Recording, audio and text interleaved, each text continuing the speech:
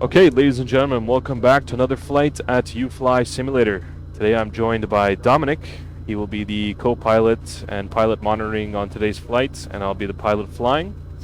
Today we're flying from Old Hong Kong / Kai Tak Airport over to Singapore. So it's going to be a shorter flight, but it's going to be definitely a fun one as we have a very challenging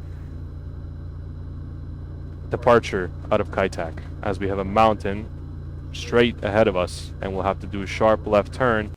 At the same time, we have to manage our speed to make sure we don't stall ourselves and crash. So we're gonna go ahead and start off. I've introduced myself. I'm also running the Falconer YouTube channel, Falconer Simulations, so I am very happy to be here as well. And against Dominic is going to be the pilot monitoring. So we're going to go ahead and start the flight with the checklist. Right. So, Captain, let's do the pre-flight checklist. Inspection. Complete. Oxygen. Checked. Checked. 100%. FMC. Programmed. Alright, departure briefing. Complete. Okay, altimeter settings. I have 2992. 2992 on my side, cross-check. Parking brakes. Are set. Okay, fuel control switches. Are off. Or they are off, yeah. Do we have to turn them on? Or you mean these ones, fuel cutoffs? Yeah, these ones. Okay, sorry, yep, they're off. Okay. Transponder. Is in the off position. Automatic. So, standby. Okay, standby, yeah. Okay. Logbook check completed. APU. Is running. Check. Alright. So, external power. That was the pre-flight checklist complete. Now we are over to before start checklist. External power. Is connected. It's connected. Alright. Okay. Cabin windows closed and locked. Seatbelt signs. Automatic on. Okay. Hydraulic pumps. Coming on. Oh, they're automatic already.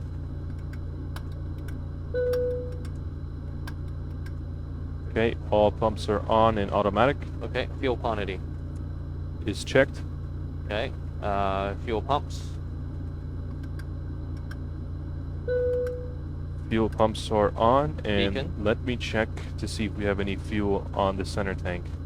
No fuel in the center, so those will remain off. Yes, we have 29.2 tons on board. Alright. Beacon.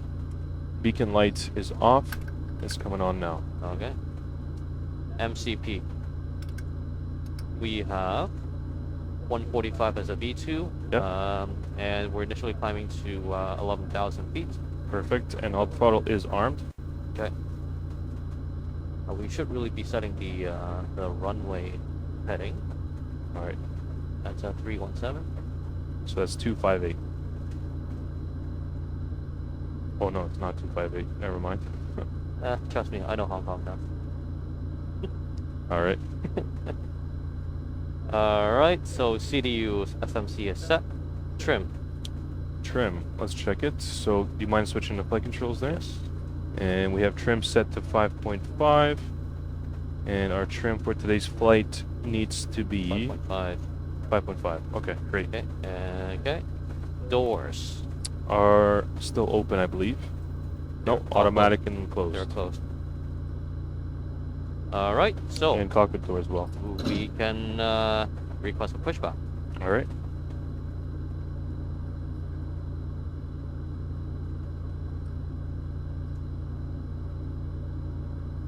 Ground, this is the cockpit. Go ahead. Requesting pushback. Set parking brake. Parking brake is set.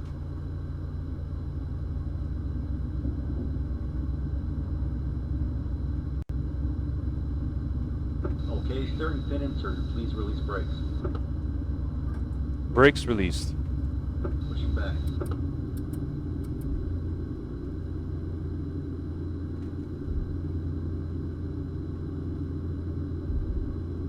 And we'll wait for the engine start clearance. And Dom, on the way out, do you mind giving us a bit of information about Hong Kong? Sure. So this airport, like I said last time, it was closed as of July 1998. It was one of the most challenging airports to land at before its closure. So Hong Kong is home for Cathay Pacific and formerly Cathay Dragon Airlines. All engines clear for startup. I'll go ahead and handle this.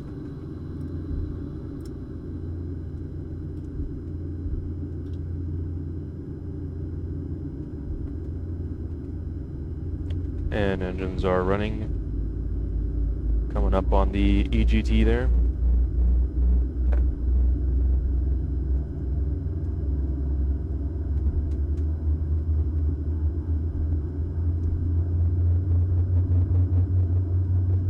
Imagine just living in one of those buildings right underneath the approach.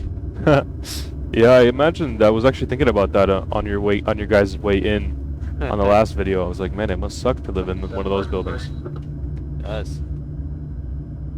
Parking brake set. Okay, towing system is removed. Please wait for my hand signal on your left-hand side. Bye-bye.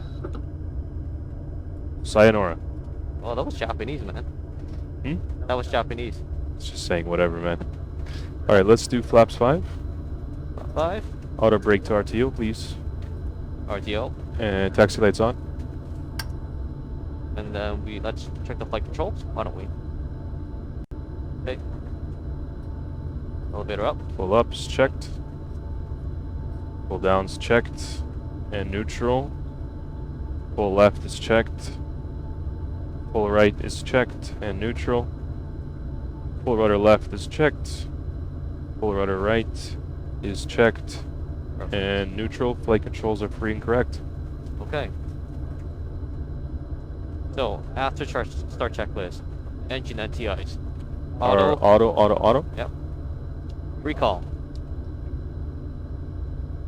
One more All time. clear? One more time. TCAS.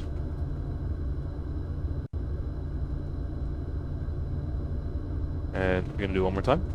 TCAS test. Perfect. Pass. Okay.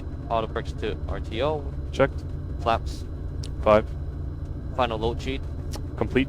Okay. Flight deck door. Locked and closed. After start checklist complete. All right. And the next one is before takeoff. Yes. So we can Perfect. start taxiing, then we can do the before takeoff. Sounds good. Okay. And Releasing so the parking we will brake. be making a left, taxiing along to runway 31. Runway 31. Copy that. There's only one taxiway, so you can't miss it. Small airport. Is it the first left here or the next left? First left. Okay. And I'm assuming just after the grass is the runway there. Correct. All right.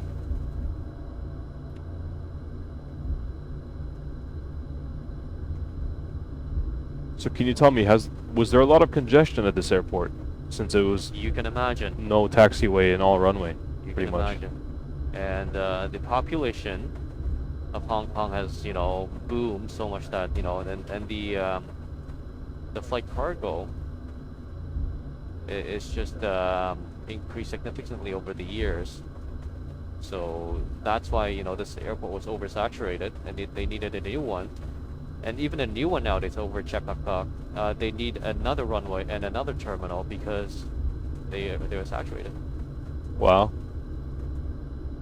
So what's happening there? Is the population of Hong Kong that high that they need that? The population of Hong Kong is just, Hong Kong it's more of a strategic location for cargos It's like a because gateway to Asia. it is the hub of Asia because geographically, if you're flying by plane, it's about 3 hours to all the major Asian cities within Asia. Oh, really? Yep. So That's it's cool. like at the middle of all the Asian major cities. Very nice. Yep. Yeah, I imagine it's pretty close to Beijing, Taiwan. Yep. So Beijing, Tokyo. it's about 3 hours, 3.5 hours. Tokyo, 4 hours. So 3.5, 4 hours. Yep. Singapore, 3.5 hours. Okay. Right. So Thailand, 2 hours. So 2.5. Nice. So that's why it has that advantage in terms of the Asian hub. And weren't there some sort of safety concerns at this airport as well? Is that part of the reason why they shut it down? Well, the safety record has been pretty good. I think over the years, I only recall one major accident was the China Airlines from Taiwan. In 1993, on landing, they overshot the runway. So they overrun the runway, I should say. Oh, Yeah. and look at that. We have water right on the left side of the plane right now. So our left wing is technically over the water here on the left. Yes, sir. Is there a reason why they maintained this water and didn't pave it like they did over here? I don't know. Right, they could have paved it and make that another space. terminal or more space, more taxiways, right? Yeah. But, coming up on your left there is a taxiway that's over the water too. Oh, it's like a bridge. Yeah. We parked at gate 77 last time between those two jets right there. Oh, okay, nice. Yeah. Alright, before takeoff checklist, we have flaps. 5. Transponder, we have TRA set. Yep. Flight controls, Are free and correct. trim. Set. Okay, let's alert the crew.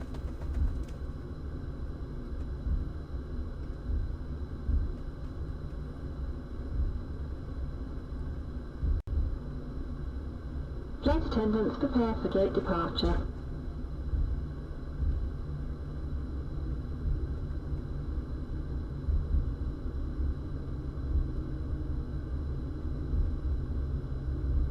And nothing on the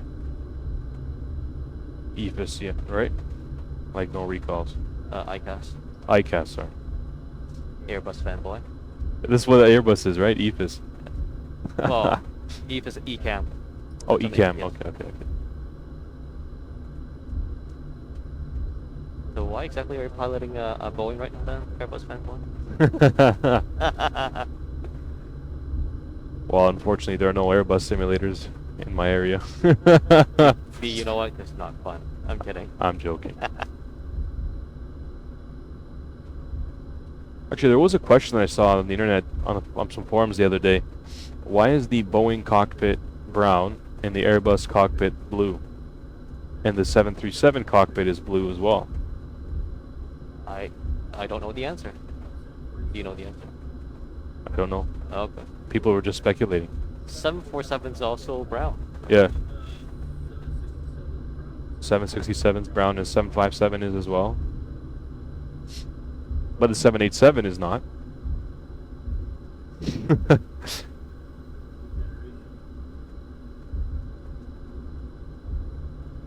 I think the color has to do with they study they make some studies with fatigue or pilot concentration when we're I don't know what it is, but it was based on some studies that they based the colors off of. Okay. That's what I heard. All right. That makes sense to me. Yeah, that would make sense. But I do find that the brown cockpit makes you a little bit sleepy though. Does it? It's a little bit too relaxing. And the dome lights and everything is just very yellow, and like it feels like I'm in a library or something, like an old school library that you see in the movies or something like that. Yeah. I think you're usually more awake when you have a bit more blue light. So as in white is like it has blue light in it, right? So Yeah. an LED. But maybe it messes with your circadian rhythm, right? Or Possibly, I don't know. and it's not good for pilot. I know that blue light affects melatonin negatively, Mm-hmm. and melatonin is needed for sleep. Right.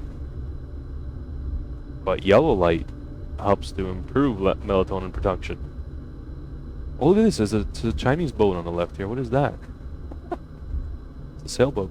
I've been on it in real person. Yeah? Yeah. Are they actually sailed? Or Yeah. they have a motor?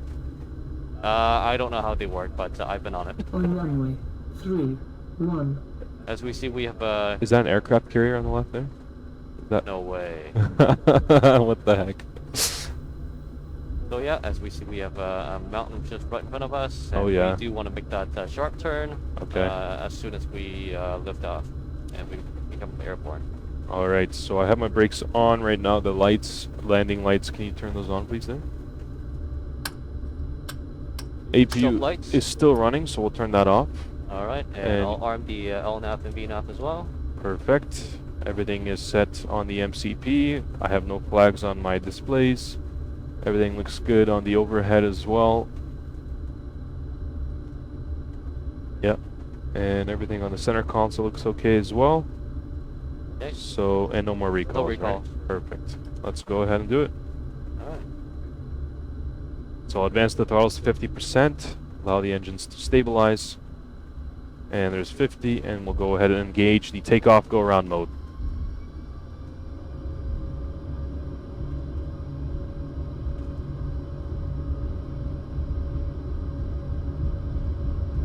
knots. Checked. Cross check.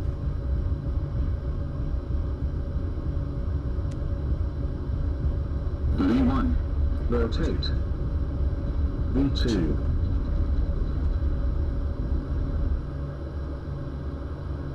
Positive rate. Landing gear up. Yep. LNAV. Flaps 1. Flap 1.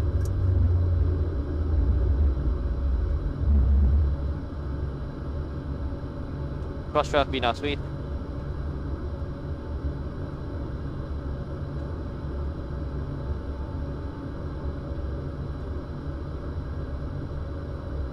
And flaps up. Speed check, flap up.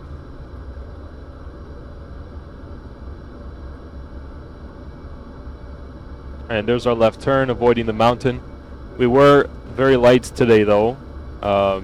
I believe this might be an empty flight, but also we don't have very much fuel on board since it's a short flight. So we were able to pretty much climb out of the way of that mountain pretty quickly. And we're now going at 250 knots, climbing at 2,600 feet per minute. And there's on the right side, right there is the new Hong Kong airport.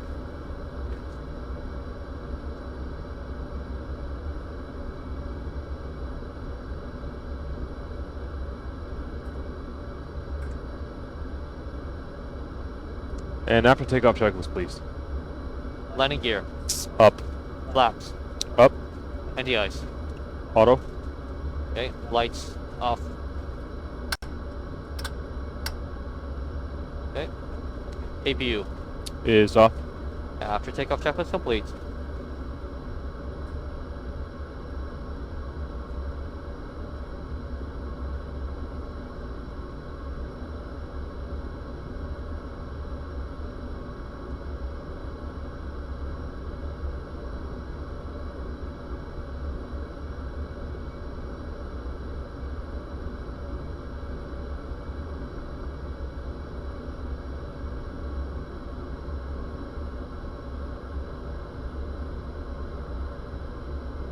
And we are passing through 9,000 feet. Let's set altitude for cruise. Okay. And cruise altitude is flight level 380. That makes it 38,000 feet.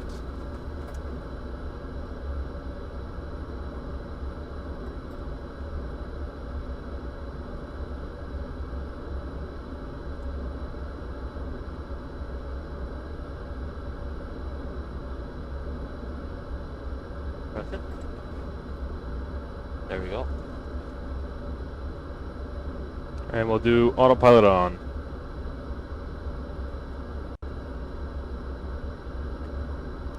So it looks like we have an altitude restriction. We have to be below 11,000 feet for the time being. And there's 10,000. We've been cleared up to 312 knots.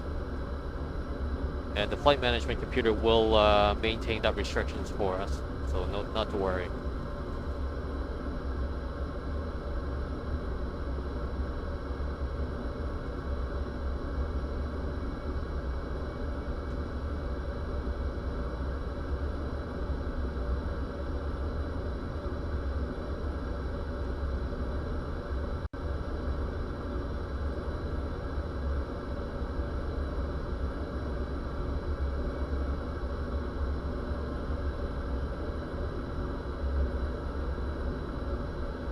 And there's 310 knots. So the throttles are pulling back now for us to maintain a steady speed.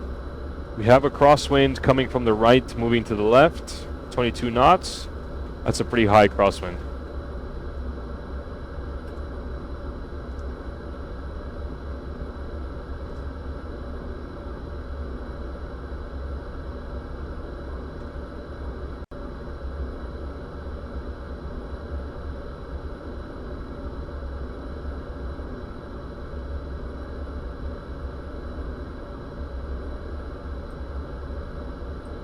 Well, we have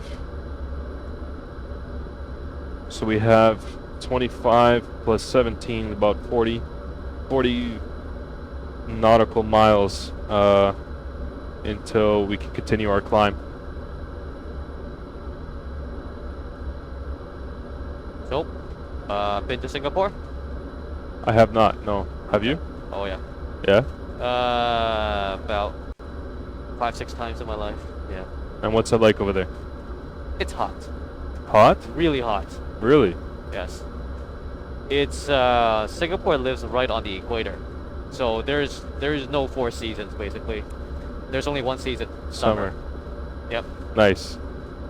I appreciate that. Sometimes winter is not so fun. Well, I mean, once you live there, you might not appreciate it as much. True. It's always hot and muggy. It's a tropical climate. Yep. Nice. But it's a really clean country. Really, really clean. Well, I hear they have a lot of laws regarding, especially even vehicles. Like you have to purchase a permit to own a vehicle, which is like $30,000 or something like that. 100K. Whoa. Just for the license to purchase a vehicle. Wow. Right. And is that because it's such a small area that they try to reduce the amount of cars on the Yep, roads? Yep. But the license is valid for 10 years, so you're free to purchase any cars or however many cars you like within that 10 years. And once the 10 years has passed, you have to apply for a new license. But can majority of the people afford that? Oh, No. no. But they do have a really good transportation system. You don't really need a car.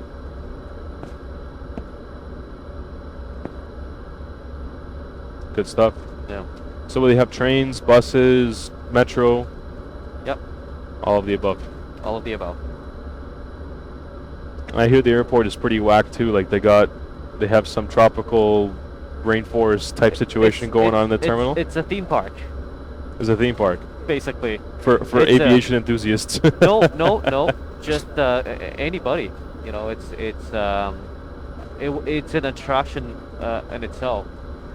So what I do is I usually get to the airport maybe like 6 hours before my flight, and I'd be touring around the airport terminals. Really? Yeah. Wow. Marvelous. Yeah, tropical forest, and they have. I remember I really liked the area where they have butterflies.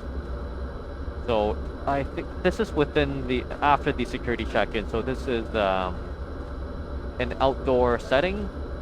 But then they have butterflies flying around within the enclosed area. And it's interesting to know that the food for the butterflies is actually slices of pineapple. Oh. So they lay pieces of pineapple all around and to feed the butterflies. Oh, wow. It's interesting. Can you step in it? Like, is it in the way? No, not really, no. Like it's on a table, it's yeah. Oh, okay. Yeah.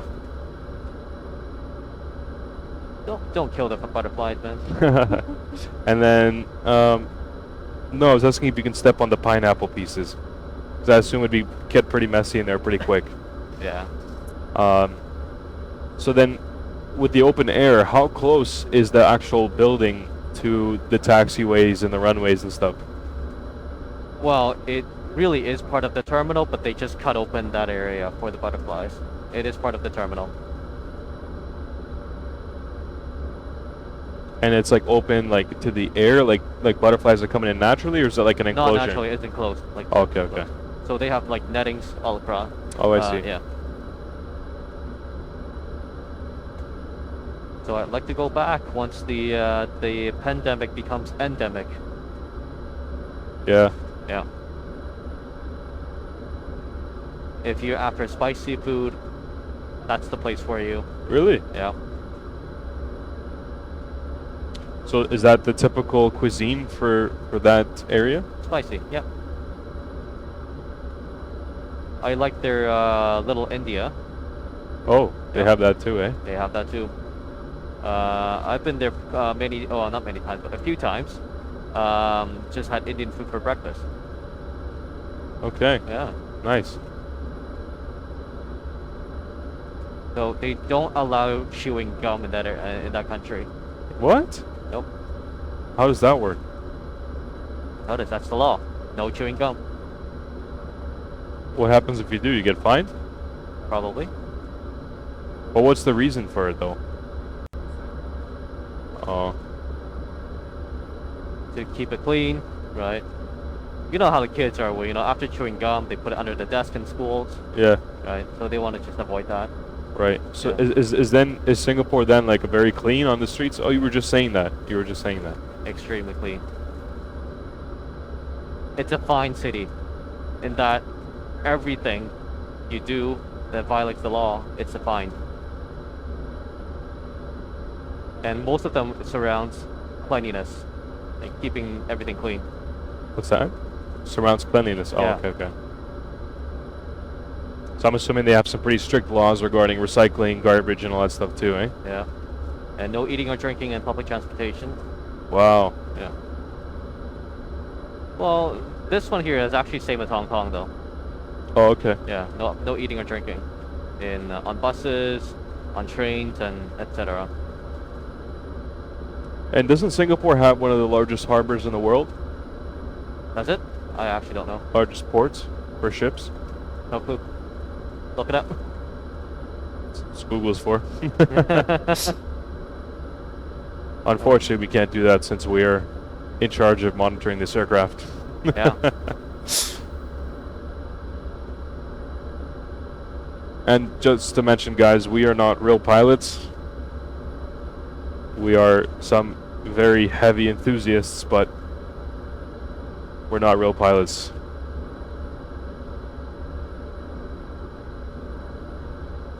All right, we are approaching our waypoint, Echo Papa Delta 50, where we have our altitude restriction of 11,000 feet. Sorry.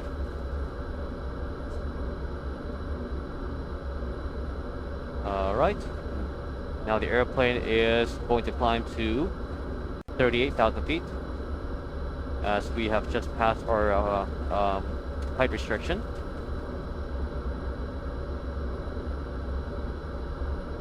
And there we go, climbing at 1,000 feet per minute now. It's probably going to go up to about 2,000. Yep, 2,000. Oh, 2,500, okay.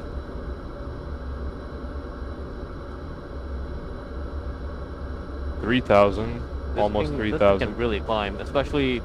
I don't think we're using derated thrust, are we? Nope, we're not.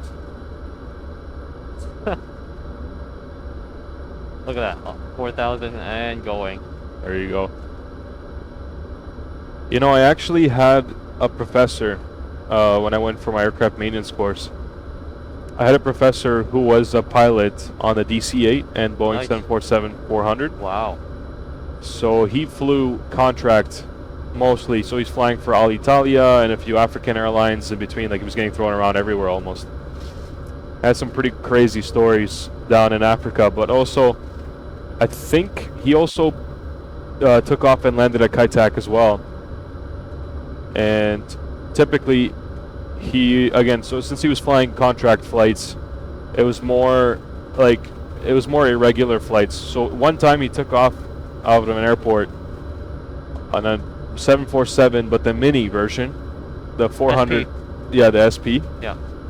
And he was telling me how on takeoff they usually would only use 50 to 60% thrust, especially when empty, because that aircraft was using the engines from the 747-400 normal version. So the power was just so much that if they were to do 100%, they got pushed back in their seats like crazy. Gotta switch to standard. So Standard. he actually, just for fun, again, it's contract flight, you have a little bit more freedom to do you have a bit more fun. So he was captain flying, I think, and he decides to do a full takeoff, go around thrust takeoff, like no derate, nothing. And he was telling me like everybody freaked out, all the crew freaked out because there was just so much G-force on liftoff from the power of those engines. It was such an interesting story. It's like driving a Ferrari, right? Or McLaren. Yeah. Formula One.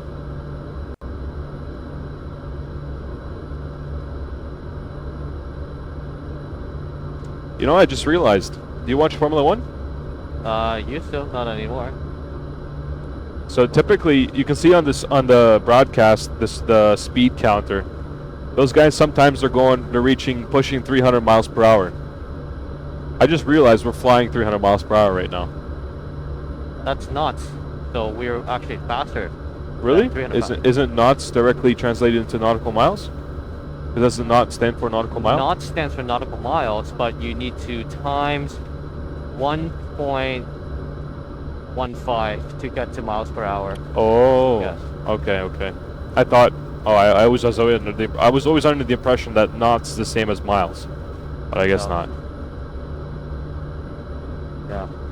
And to get from miles to kilometers per hour, you times it by 1.60934.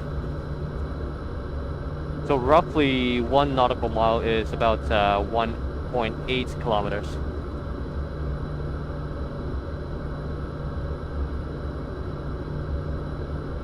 And we're just passing through 25,000 feet.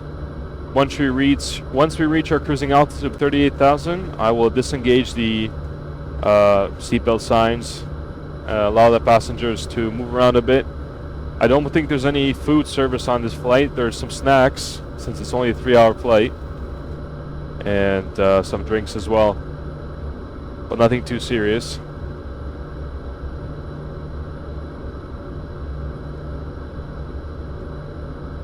And how's the weather flying over the Pacific usually? Because I hear from other pilots that in the Pacific, it's very smooth flight.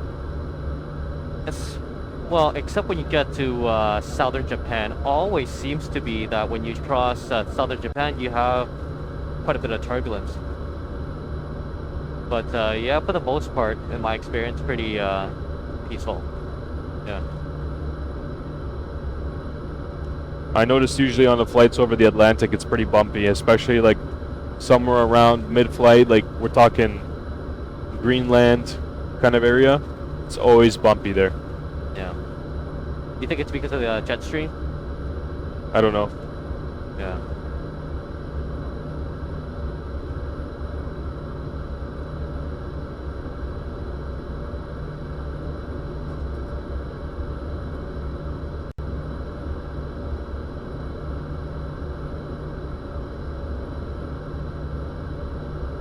Okay, so that's 30,000.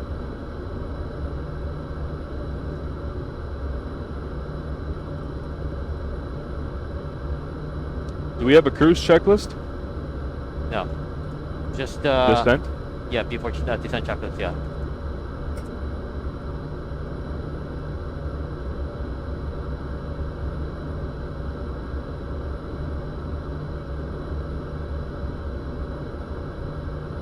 Okay, that's 31,000. As we noticed, we changed over to the Mach reading for our speed.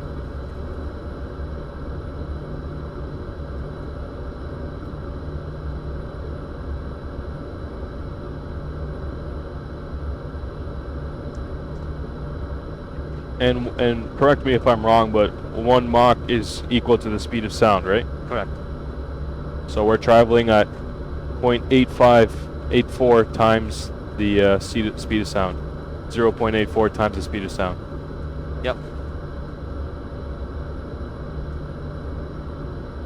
I can't believe that the Concorde, I think it used to fly at Mach 2 at a top speed, right? Something like that. Yeah. That's crazy, man. Yeah. Imagine flying New York to London in 4 hours. And what's the time difference between the two? So you're actually beating the time difference. Right? Yeah. Oh, Gabriel just said 3 hours for the flight. I think the time difference is 5 hours. So you're beating the time difference slightly. Yeah, that's crazy. Yeah.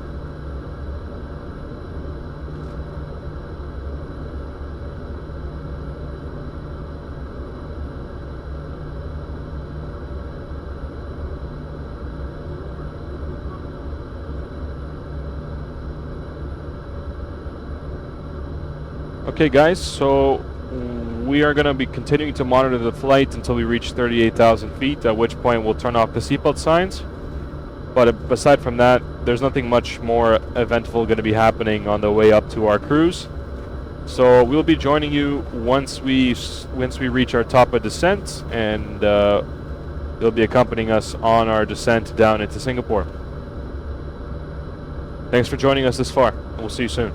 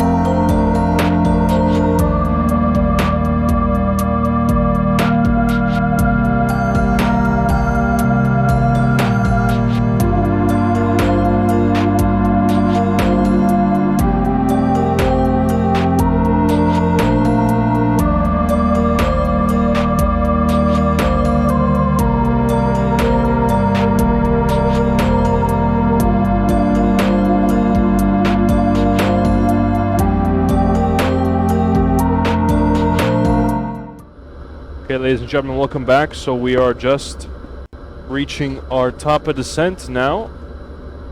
So Dom and I will be running through the descent checklist as we come up to approach into Singapore. Okay, seatbelt signs. Automatic. Okay. It's on. Okay, so altimeter and flight instruments. Checked. Okay. VREF, reference speeds. Not set. So we'll do 30 at 134. Okay, Okay. VREF is set. Okay. Auto brakes. We'll set it to 2. Sounds good. Confirm. Recall and notes. No recall. recalls. And minimums. Did you have the minimums for this airport? I don't know the minimums, but we can do 200. Okay, 200 set on my side as well. And that would be the descent checklist complete. Great.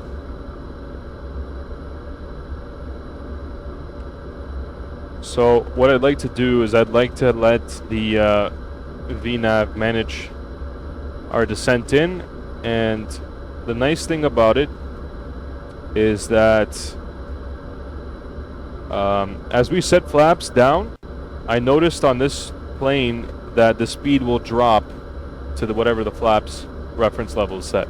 So is that not the case for 737? I don't know about the 737. Okay.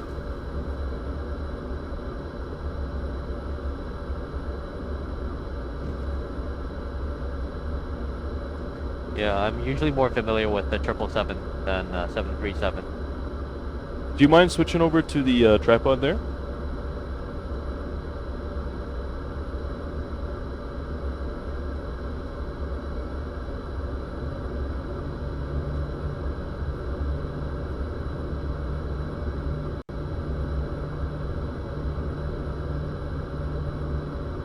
That's fine, it's fine. Leave it, leave it, leave it. It's okay. It's gonna go over to the over speed. It will go over. Let's keep it here.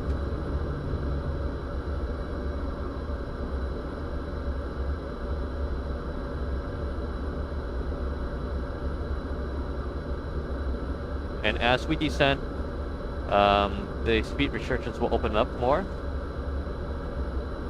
Weird. Should be down to 250.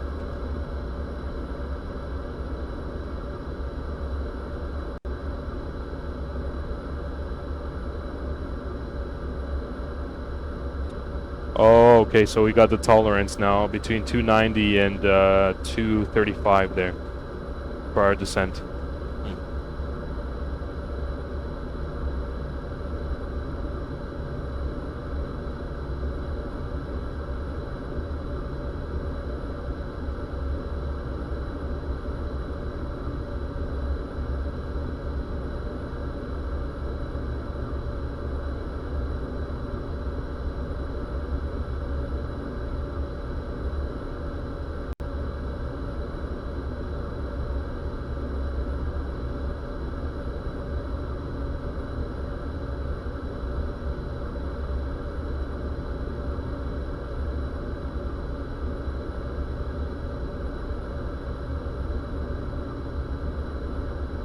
So yeah, we're descending now to 21,000 feet at PIBAP. We need to be below 21,000 feet. And our speed restriction there is 250 knots. Right now we're traveling at 280. And I've re-engaged the VNAV auto throttle, because I want to see if it will automatically reduce the goal for the speed. It will. And just to double check, there's no discontinuities on our approach. We're all good.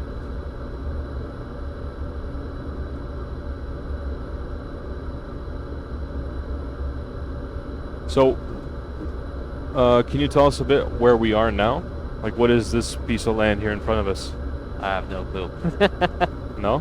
But you can probably tell from our tracking here.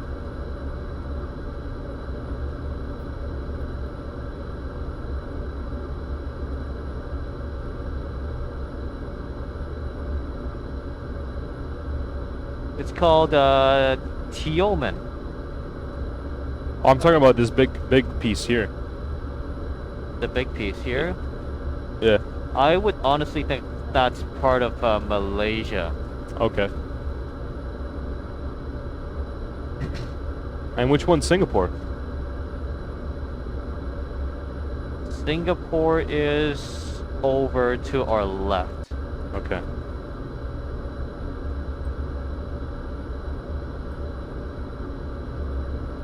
Yeah, so it looks like our flight plan is then taking us off onto the left side of the peninsula over there.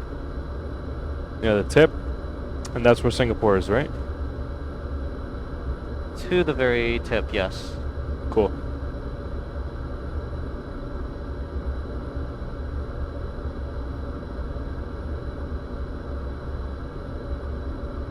So we're going to be landing at Changi Airport in Singapore. All right.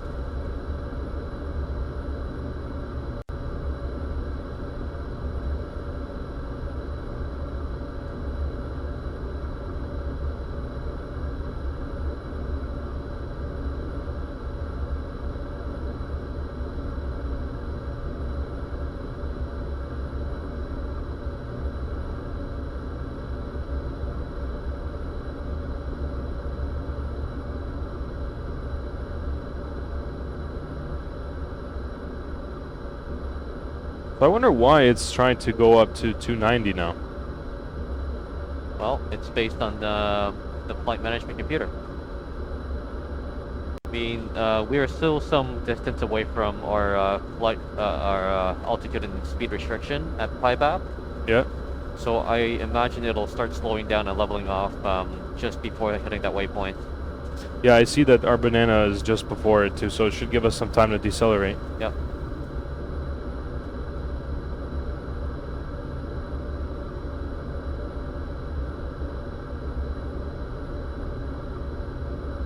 Here to explain to our viewers, banana, what that is? Yes, the green banana is this green arc that we have on our display here. And it's basically showing us at what point in our flight we will be reaching the desired altitude that we've set in the MCP, which is the mode control panel right here on the altitude hold.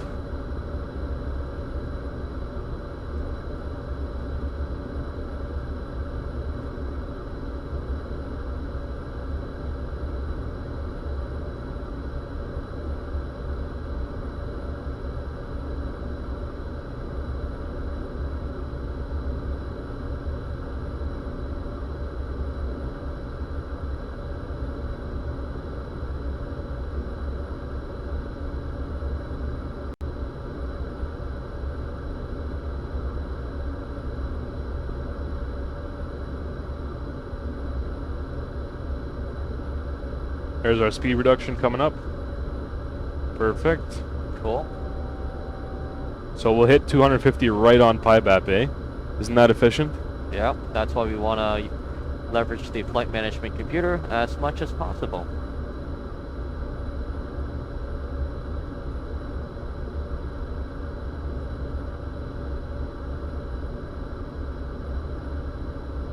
So one thing, when we start putting flaps down, just try to, when we start putting flaps down, let's leave the plane on auto throttle. I would like to see if it'll reduce speed, because I know last time I did a flight, it did. Gabriel's saying that it won't, so I've just set the MCP, our next altitude restriction, which is 6,000 6,000 feet at post-up waypoint. okay. And just passing through PIBAP now, and 250 right there. Right on. Nice.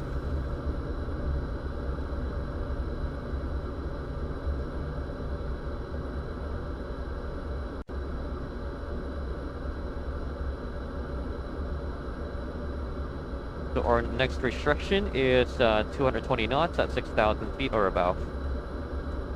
Great.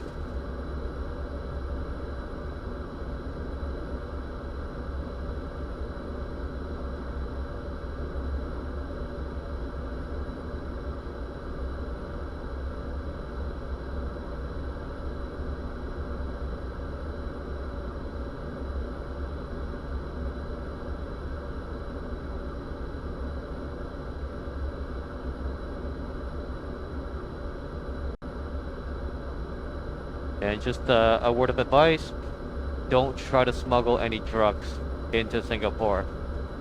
It is an immediate death penalty? sentence. Damn. Wow. And why is that? How come they're so strict on that? It's They have too many people, or like? I don't know the history. But different countries, different law. So that's all I can say. What's the dominant religion in Singapore? I don't know, but there's heck a lot of Chinese though over there. So I would imagine Buddhism, since there are so many Chinese, and also a lot of Indians too. So, and Tamil. What's the Tamil's religion? It's I don't know. Do you know? It's not Hindu, is it? I know Could be. some Sri Lankans are Hindu, that they speak Tamil. Could be.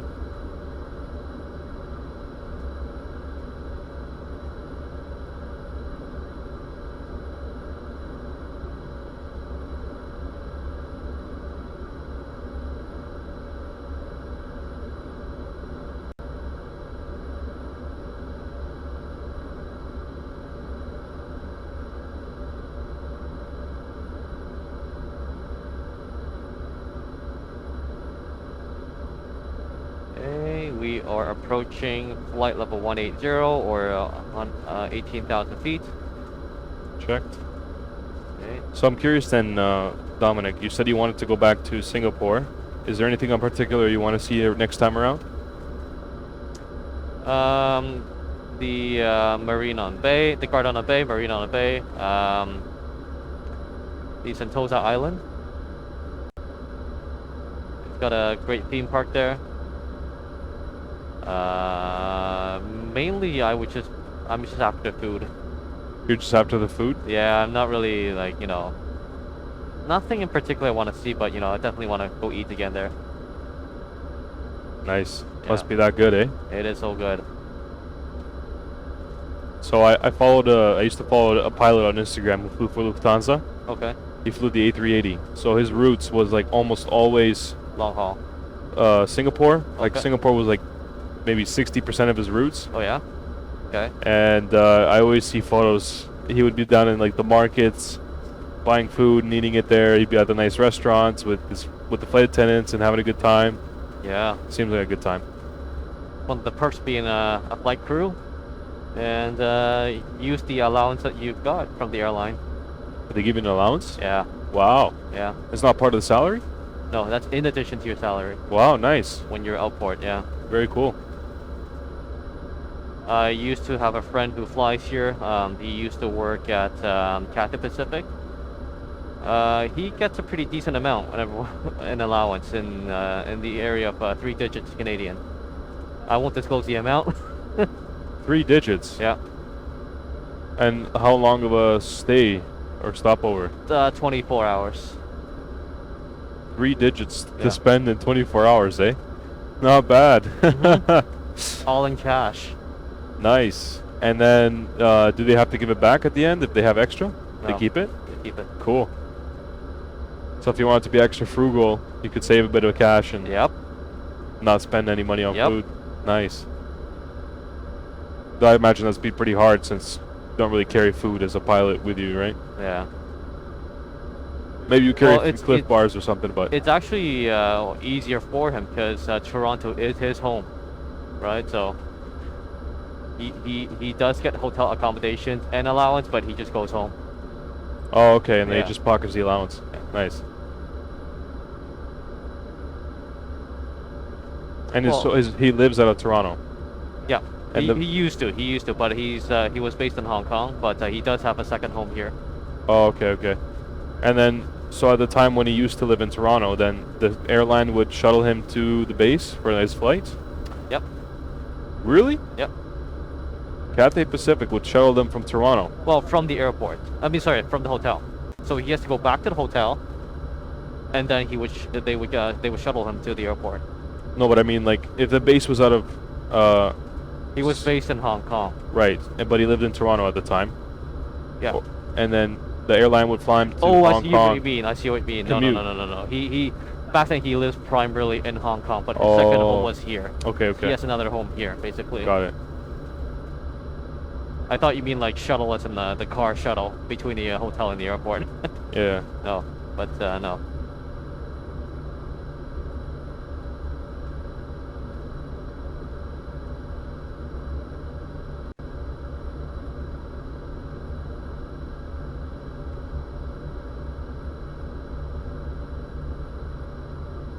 You know, it's interesting. This pilot that I used to follow, he was actually, I think, engaged with one of the flight attendants at Lufthansa. Okay. So somehow he always managed to get a flight with her. Like she would be the flight attendant on that flight, almost every single flight that they were on. I think probably Lufthansa had a little bit of a hand in it because he was like posting pictures on behalf of Lufthansa, improving their image, right? So they probably had a little bit of preferential treatment, but if they didn't, then that's pretty crazy, the fact that they were able to do that, eh? Well, was he a captain? Maybe he had some. No, influence. co-pilot. He's a oh, Yeah. he's the first officer, right? Yeah, because he used to fly the A320, and he only got upgraded to the A380 about a few years ago. Nice. So I was following him, like this was a few years ago, so I was following him, but Yep. in his first year as the 380 co-pilot, he was getting like nice flights, Yeah. going with his girlfriend. It was awesome. Maybe it's a win-win because Lufthansa gets to save on accommodation over there because they're they'll Oh, be yeah, in they the can be same room. together, yeah. Right. Yeah. But I imagine that one room extra is a drop in the bucket for Lufthansa. It adds up. Yeah? I don't know. It adds up. Well, think about it. It's $200 Canadian per night. Is it? It's just on average. Oh, speaking of which, did the airlines put you in nice hotels or no? It's pretty decent. Decent? Yeah. I think, if I remember correctly, they put him back. They put him in Sheraton, downtown Toronto. Yeah. Cool. Yeah. I used to work downtown, and I see a lot of flight crews in that hotel. Nice. So what's our next checklist over there? Approach? Our next checklist is approach. That is correct. So we're still some distance away. Okay.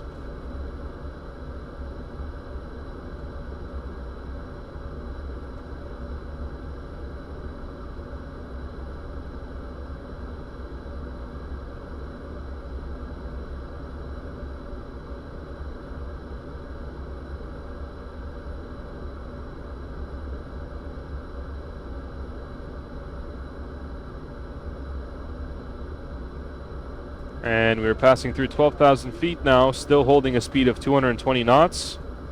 We're on our way to Posub, and then after Posub, we have a slight right turn to Sanat.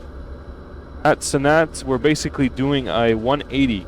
We're starting a 90-degree turn on a 180 turn.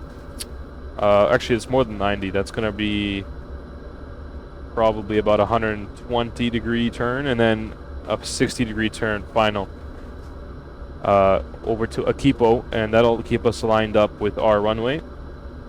At which point we would engage the the approach mode on the MCP if we have the glide slope and localizer captured,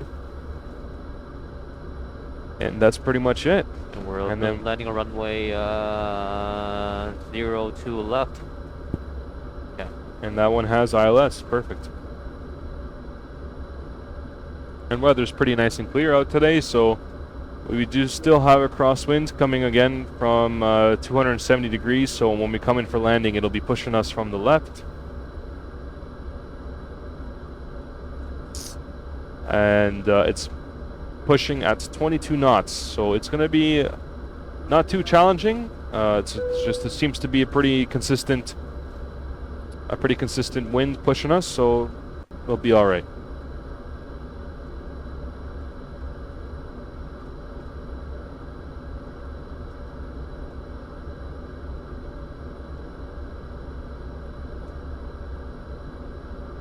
And we're having a nice, slow, smooth descent, 850 feet per minute right now on a descent, passing through 10,000. Our barometer set disagree warning came up on our display here, and that was because at this point we would switch over to the local ambient pressure so that our altimeter is showing us accurate numbers, and I switched mine a little bit before Dominic did, so that's why we had a disagree message there. But Dominic has updated his barometric pressure now, so we're both agreeing.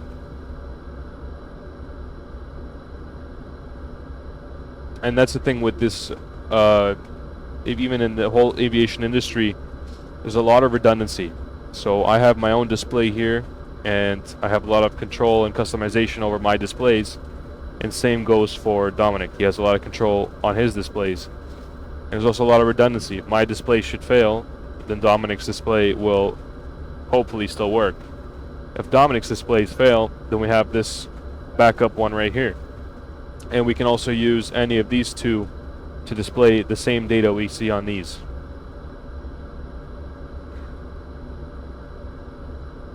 I think we should perform the approach checklist. Got that? Yep, passing through 9,000. Let's go for it. All right. Radios and courses. Set. Okay. Altimeters. Set. Okay, and let's alert the crew.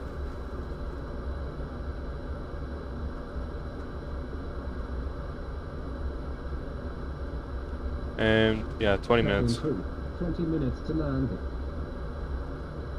Probably less. Yeah, based on our flight plan, we're 12 minutes from touchdown. All right, we'll go ahead and correct that. 10 minutes to landing. That was easy. That was a fast 10 minutes. Oh, and look at that. There's the runway right there. Or the airport, I think. Yep.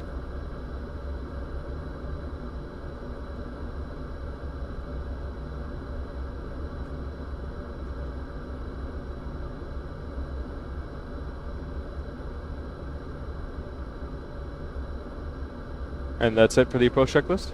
And that's approach checklist complete. Perfect. So what is this sliver of land here that's doing that arc? Is that just a simulator thing? Or is that... I have no clue. Could be just a scenery thing. or a sandbar or something that this Sandbar. sim is picking up? Look at the clouds, man. Yeah, That's amazing. some high definition clouds.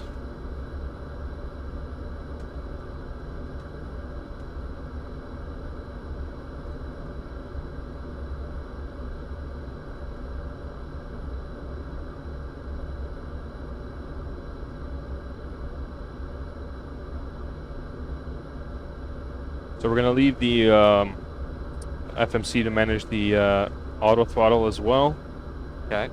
the whole way down. When we hit the approach button, the reference speed should be automatically programmed as well. So a lot of things is a lot of the workload will be alleviated thanks to the VNav on our descent. Passing through 7,000 here. We need to be down to 4,000 for Sanat. Could you please update the MCP there? 4,000 set. And then at Akipo, we have to be down to 2,500, and we should be able to capture our localizer and glide slope at that point. And the localizer and glide slope is basically, it's an instrument system. It's also referred to as the ILS, Instrument Landing System, and it's basically a radio signal that's beamed vertically and horizontally from the runway. And we actually just picked it up here as well. We have confirmation on our PFDs that the aircraft is picking up ILS ICW 23 degrees, DME 6.2 ILS, LNAV, and VNAV. So we have our localizer is alive. Well, it's not alive, but it's indicating here. Means we have good communication with the runway. Basically, the ILS is telling us how far away from the left and right and how far above and below we are from the optimum glide slope for a smooth landing at that runway. Now, the instrument landing system is almost always used on commercial aircraft as it's an extra point of reference for the pilot to follow. But it's especially useful in low visibility weather because you can't use the windows to look out and see where the runway's at. So you have to rely on your instruments, and the ILS is a very efficient and effective tool, and that it gives you again that optimum glide slope and optimum heading, so that you're lined up center on the runway and you're touching down at the right point on the runway, so you're not overshooting and you're not coming in too shallow.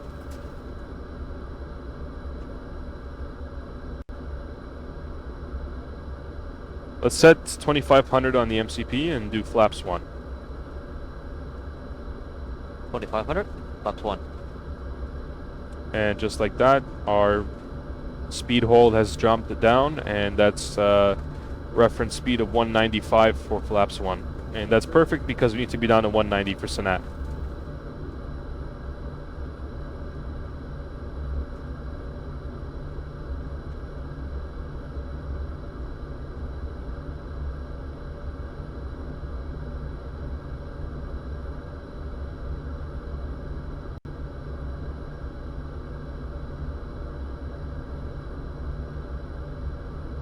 And according to our RNAV here, radio navigation, we are right on the glide slope for our programmed flight plan. so everything's looking good. We're actually slightly below, which is perfect. And you just arm the turn-off lights there? Yep. Perfect.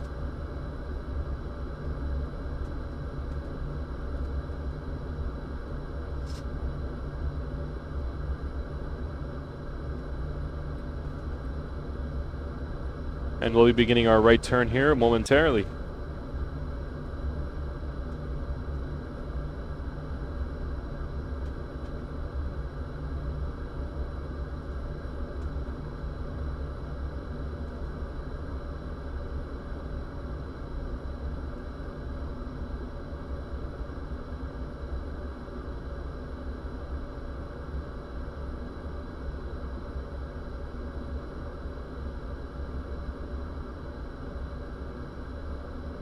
There's 195, and let's set flaps to 5, please. Speed check, flaps 5.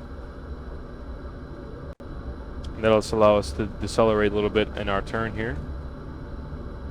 And let's, you have, okay, perfect. You have altitude already set to 2,500. Mm-hmm.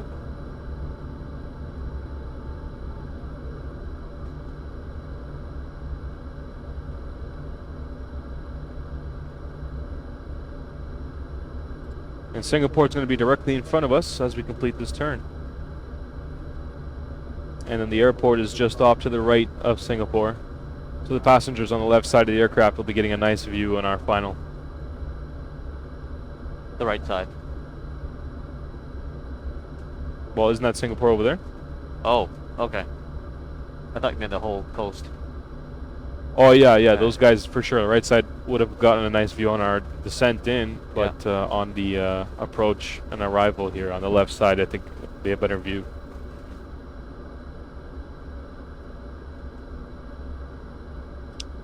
And our glide slope is coming alive now. We have a white diamond.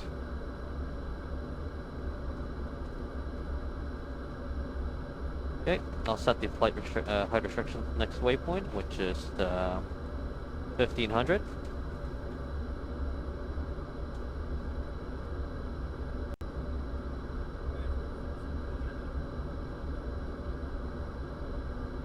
All right, we got a bit of a wind change going on here. And our descent is continuing now. So after our right turn here, we'll go ahead and enable the localizer. Or you know what, actually you can turn on the localizer now. Just go to approach is fine. Yeah? Oh, it scared me, man. Did I scare you? No. Alright, let's do flaps 15. About 15. Let's do flaps 20. And landing gear down. About 20, landing gear down. Speed brake on, please.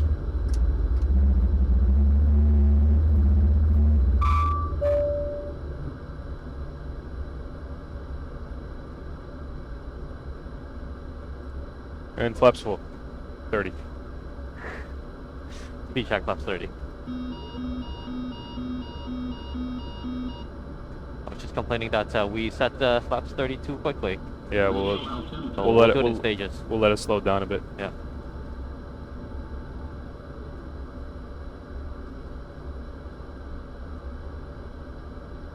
We Oh. took our time. Okay, so we have. Right. So that's why I just. 139 would be our final. So Viva plus 5. Okay, set. Okay. Now flap 30.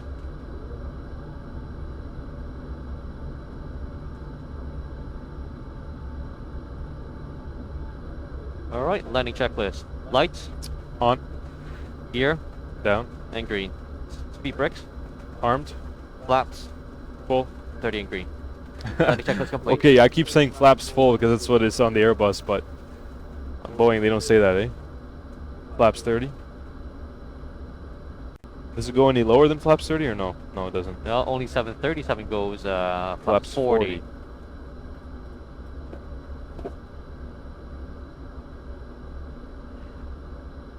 And here we're coming about on 1500, so I'll go ahead and take manual control at this point. Roger. My aircraft. Flight director. And no winds. Winds are calm. Okay.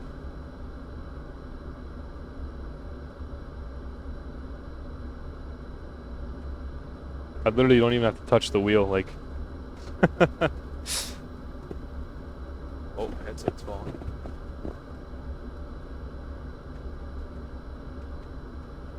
Slight push from the left. 1,000. Check. Stable. And we're gonna up the trim a little bit as we are going a little bit below the glide slope.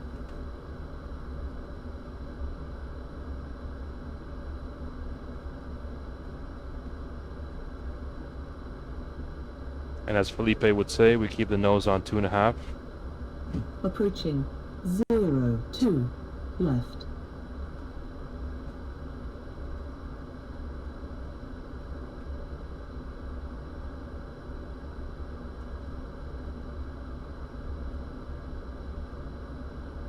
$500.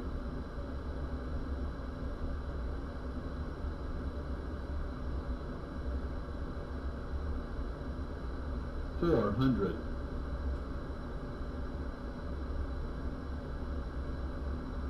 Approaching minimums.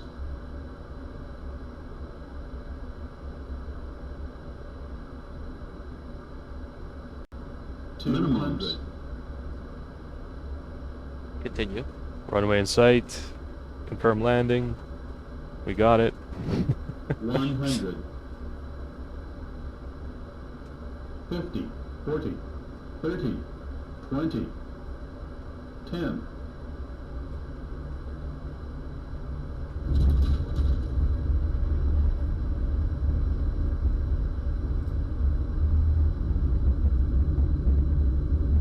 Reverse the screen.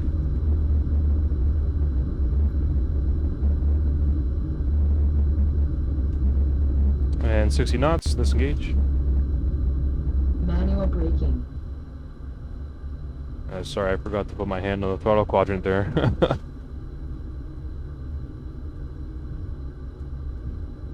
It's a good thing we're not real pilots, eh? That probably would have gotten me fired, eh? Or just a conversation in, with your manager or with a chief pilot back in the office. Alright, let's do speed brake up and flaps retracted.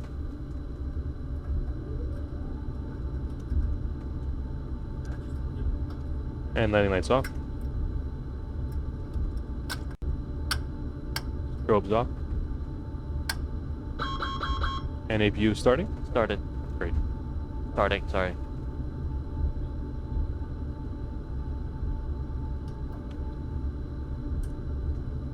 Auto brake to off.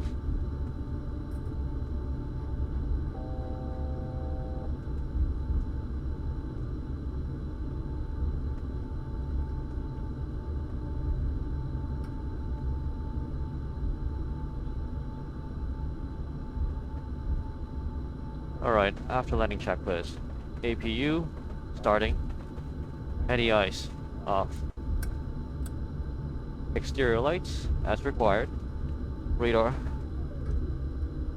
off. Auto brakes, off. Speed brakes, down. Flaps, up. Transponder on standby. And that's after landing checklist complete. Good stuff.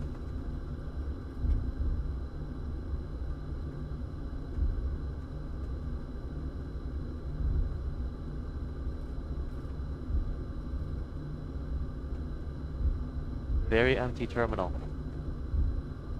Yeah, it is It's not like that in real life. The terminal is certainly like. Where's the atrium you were talking about? The butterfly conservatory or whatever it's called. Yeah, obviously not being replicated in simulator. I was gonna say this is a pretty boring terminal for Singapore. Are we at the right airport here? We are. Whiskey Sierra Sierra Sierra.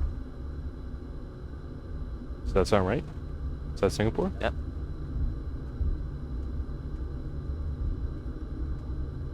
Alright, taxi lights off, please. Lights off. APU is running. We're good. Alright, so we'll just hold position here, set our parking brake, and I'm gonna do the fuel shutoff. Cutting the engines. Fuel pumps off. And we'll do the C1, C2 electrical hydraulics off. Keep Let the everything else passengers on go. automatic. Alright, parking APU gen is checklist. running, so we'll go ahead and get exterior power connected as well. Fuel control switches. Cut off. Parking brakes. Set. Seatbelt signs. Off. Hydraulic systems. Off. Fuel pumps. Off. Beacon. Still on. Now it's off. Okay, flight directors. Off. Okay, and logbook complete. Okay. That's parking checklist complete. Great. So, ladies and gentlemen, thank you for joining us on today's flight. We hope you enjoyed our video. And once again, I was flying with Dominic from Hong Kong to Singapore. I think it was a pretty nice flight. Yeah, Pretty good landing, if I don't say so myself. it was pretty smooth. Could have been better. But anyways, You're getting better. yeah. So, yeah, thanks for joining me on today's flight. And ladies and gentlemen, we'll see you again in the next one.